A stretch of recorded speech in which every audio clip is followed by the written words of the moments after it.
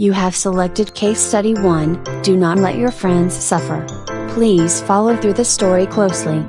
You are John, a newly promoted audit partner in a mid-sized audit firm. It's an open secret that Catherine, the managing partner, has earmarked you to be her successor when she retires. Hi John, Mr. Dan, the chairman of KS Pte Ltd, has arrived.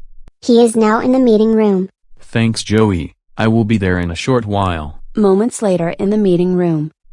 Hi, before I start this meeting, I would like to thank you for making your way down for this urgent meeting that I called for. No problem. May I know what this is about? As you would recall, I had previously agreed with your assertion that the $1.5 million owed by Express Limited was collectible. However, due to current developments, it's impractical. We had discussed this previously and you had agreed that it was collectible. Is it arising from Express Limited's liquidation? I am afraid so. As it was widely reported that Express Limited is facing financial difficulties and had been recently put on compulsory liquidation, it is no longer likely that the $1.5 million owed by Express Limited will still be collectible. An allowance for doubtful debt will need to be made. In the worst-case scenario, the entire debt will need to be written off. That will also cause my company's account to be adjusted downwards, which will lead to us breaching certain debt-equity ratio imposed by the bank. This would cause a liquidity issue. In the worst-case scenario, we may even need to shut KS Pte Ltd down. Jobs are going to be lost. John, are you sure this is an issue in the first place? I had called the liquidator of Express Limited and he had assured me that the debt will be repaid in due course. I can even issue you a formal letter to confirm my understanding. Mr. Dan, based on my understanding, I am not sure if the full amount would be collected.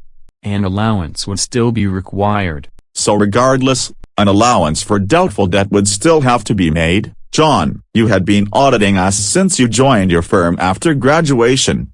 You have become a good friend to us. I had even asked Catherine to let you take over from her to be our auditor. Now that she is retiring soon, would you like to see your friends suffer?